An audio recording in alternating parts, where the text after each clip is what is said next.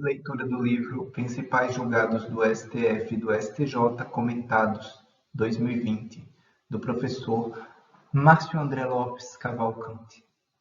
Assista esse vídeo enquanto estiver dedicado a atividades que requerem pouca atenção. Controle de constitucionalidade 2.5 Ilegitimidade do amicus curiae para pleitear medida cautelar. A DPF ajuizada em maio de 2015.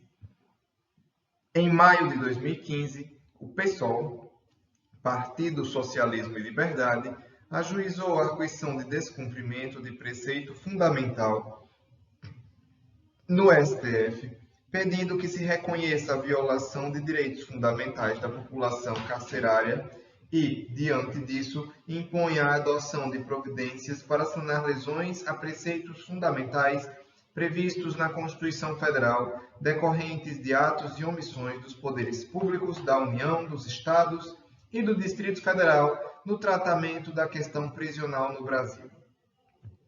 Na ação, pede-se que o STF reconheça que o sistema carcerário brasileiro vive um estado de coisas inconstitucional e que a Corte expressa uma série de ordens para os juízes, tribunais, CNJ e União, a fim de tentar resolver a situação. Decisão cautelar em setembro de 2015.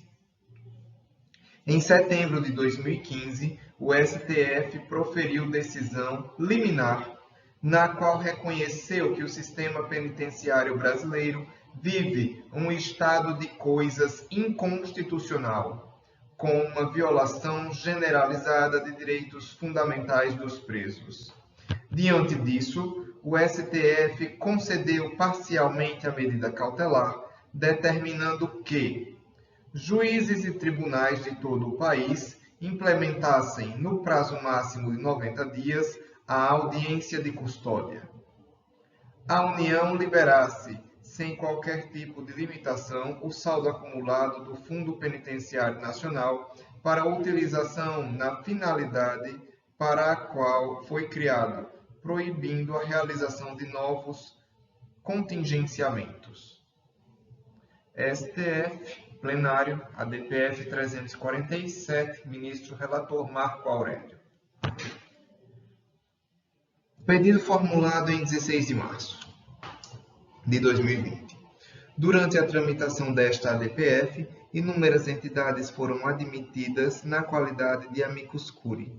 Uma delas foi o Instituto de Defesa do Direito de Defesa, Márcio Tomás Bastos, IDDD, cujo ingresso no processo foi deferido em 9 de março de 2017.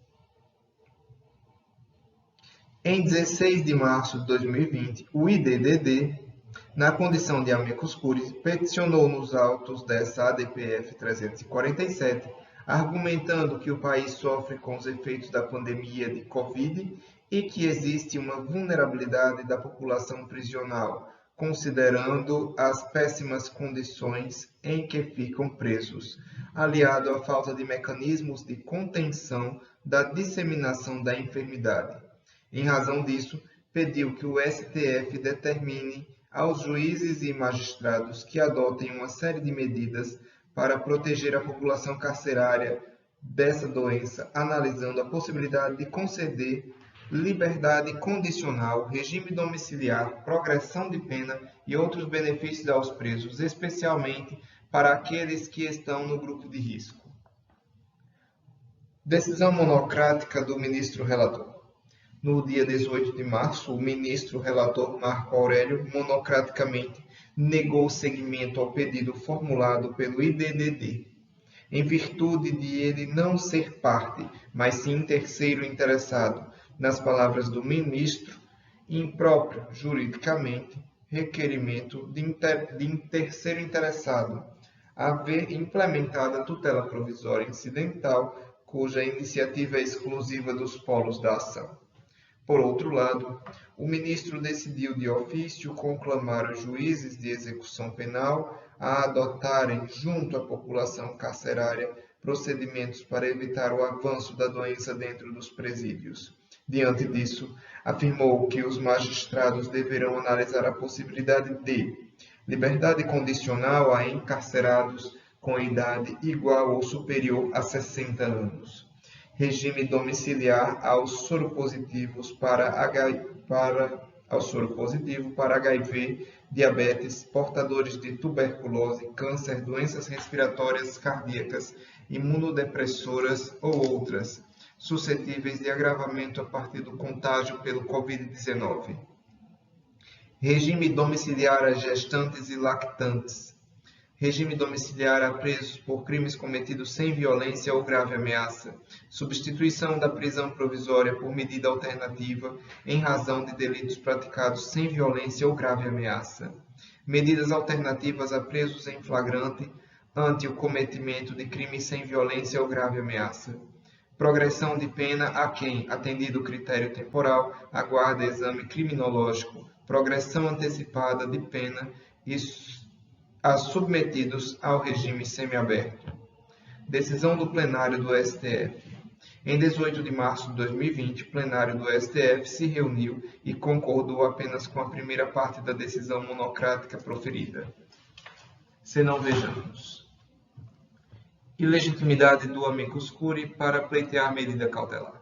O amicus curiae não tem legitimidade para propor ação direta, logo, também não possui legitimidade para pleitear medida cautelar.